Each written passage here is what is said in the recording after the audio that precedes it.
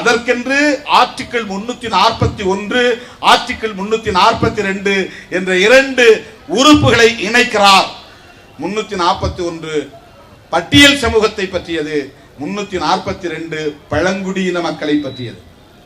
இவர்களை பற்றி எந்த முடிவை நீ எடுத்தாலும் பாராளுமன்றத்திலே வந்து விவாதித்து பிரசிடென்ட் ஆஃப் இந்தியா, இந்திய குடியரசுத் தலைவர் ஒப்புதலோடு தான் முடிவெடுக்க வேண்டும் என்கிற முடிச்சு போட்டு வைக்கிறார். முளகுச்சி அங்க அடிச்சு கட்டி வச்சிட்டார். பிரசிடென்ட் ஆஃப் இந்தியா ஸ்டேட்ல வந்து எக்ஸெப்ஷனல் கேஸ். உத்தரப்பிரதேசத்தில் மாயாவதி முதலமைச்சரானது. எந்த சூழலிலும் எந்த காலத்திலும் ஒரு தலித் ஒரு மாநிலத்தின் முதலமைச்சராக முடியாது.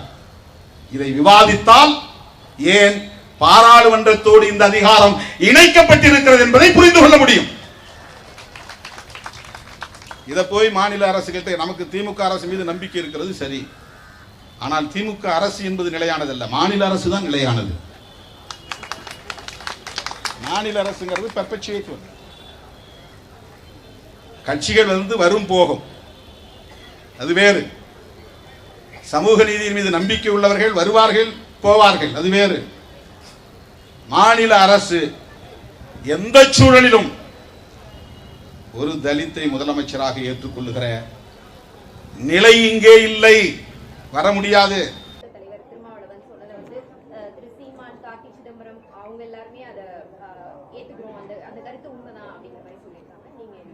நான் சூழல் இருப்பதாகத்தான் நான் பார்க்கிறேன் மேடம். நான் சூழல் இல்லைன்னா நான் சொல்ல மாட்டேன். ஏன்னா இன்னைக்கு வந்து பாலிடிக்ஸ் வந்து ரொம்ப மெச்சூர் ஆயிருக்கு.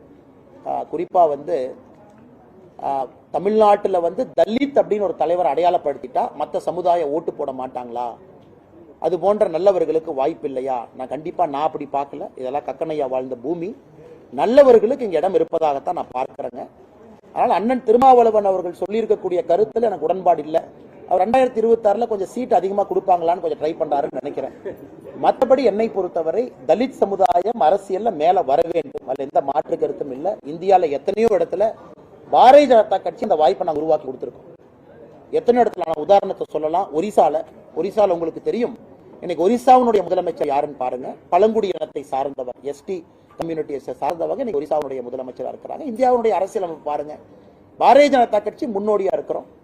குறிப்பாக பிற்படுத்தப்பட்ட சமுதாயமாக இருக்கட்டும், பின்தங்கிய சமுதாயம், நம்முடைய பட்டியல் சமுதாயமாக இருக்கட்டும், இந்தியா முழுவதும் அடையாளப்படுத்தியிருக்கோம். ஆனால் பாரதிய ஜனதா கட்சியிலிருந்து அந்த வார்த்தையை நான் சொல்ல மாட்டேன். 12 அமைச்சர்கள், எஸ்சி எஸ்டி மொத்தம் 19. நீங்க எல்லாம் இந்திய நம்முடைய அரசியலமைப்பு சட்டமும் குறிப்பாக நம்முடைய கேபினெட் நீங்க பாருங்க. இந்தியாவுடைய குடியரசுத் தலைவர்கள் 2 முறை, ஒரு முறை ராம்நாத் கோவிந்த் ஐயா எஸ்சி கம்யூனிட்டியை சார்ந்தவங்க, திரௌபதி முர்மு அம்மா பழங்குடி இனத்தை சார்ந்தவங்க. பாரதிய ஜனதா கட்சியிலிருந்து எனக்கு அந்த பார்வை இல்லைங்க. எனக்கு உள்ளடக்கிய பார்வை. அதற்காக தமிழகம் எல்லாமே தயாரா இருக்கு. இந்தியா முழுவதுமே ஒரு தலித் சமுதாயத்தில் இருக்கக்கூடிய சகோதரனோ சகோதரியோ உச்சக்கட்ட இடத்துக்கு வருவதற்கு இந்தியா தயாரா இருக்கு. தலைவர்கள் தயாராகணும். ஜாதி அரசியல் பண்றதை குறைச்சிக்கிட்டு நல்ல தலைவர்களை மக்கள் முன்னாடி வைக்கணும். மக்கள் வந்து ஜாதியை பார்க்காம ஓட்டு போடுறதுக்கு தயாரா இருக்கிறாங்க. பாரதிய ஜனதா கட்சியிலிருந்து நான் திருமாவளவன் சொல்றதை நான் ஏத்துக்கிறேன்னு சொன்னா அப்புறம் அந்த கட்சியில் நான் இருக்கிறதே தப்பா போயிருங்க மேடம். இந்த கட்சியில் நாங்கள் இருக்கிறதே அனைவரும் சமம் என்று. அதனால் தமிழகத்தில் அந்த சூழல் இருப்பதாகத்தான் நான் பார்க்கின்றேன், இல்லை என்று நான் சொல்ல மாட்டேன். உச்சநீதிமன்றத்தினுடைய அந்த இடஒதுக்கீடு தீர்ப்பில் வந்து நீங்கள் குறிப்பிட்ட சமூகத்தில் இருக்கக்கூடிய பாஜகவினுடைய அமைச்சர்களே நம்முடைய தலைவர்களை சந்தித்து பேசக்கூடிய முறையீடு என்பது விவகாரத்தில் போய் முடியும் அப்படின்ற மாதிரியும் திருமாவளவன் பேசியிருக்காரு. ஆனா இல்லைங்கன்னா நான் வரவேற்கிறோங்க ஐயா. உதாரணத்துக்கு பாத்தீங்கன்னா ஒரு கிளாரிட்டி வேண்டும். உச்சநீதிமன்றம் ஒரு தீர்ப்பு கொடுத்திருக்கிறாங்க ஐயா. என்ன கொடுத்திருக்கிறாங்க? குறிப்பாக எஸ்சி எஸ்டில கிரீமி லேயர் கொண்டு வரணும். இது பிரச்சனைக்குரிய ஒரு பதிவு. நான் அதான் பிரஸ்ட பேசும்போது நான் சொன்னேன், பாரதிய ஜனதா கட்சி எல்லா தலைவர்கள்ட்டையும் கருத்து கேட்கிறாங்க. உதாரணத்துக்கு தமிழகத்திலிருந்து விபி துரைசாமி ஐயா பேசிட்டு இருக்காங்க. ஆனால் கட்சி ஒரு முடிவெடுத்த பிறகு நான் பேசுறேன். கட்சி ஒரு முடிவு எடுத்திருக்கின்றோம், கேபினெட் ஒரு முடிவு எடுத்திருக்கு, அரசு ஒரு முடிவு எடுத்திருக்கு. குறிப்பாக எஸ்சி எஸ்டி சமுதாயத்தை பொறுத்த வரைக்கும் untouchability is a cornerstone. Untouchability அப்படிங்கிற விஷயத்துல தான் ரிசர்வேஷன் இருக்கோ தவிர ஏழை பணக்காரன் என்று அம்பேத்கர் ஐயா நினைக்கல. அதை மத்திய அரசு நாங்கள் வலியுறுத்துகின்றோம். இங்க கிரீமி லேயருக்கு வேலை இல்லை.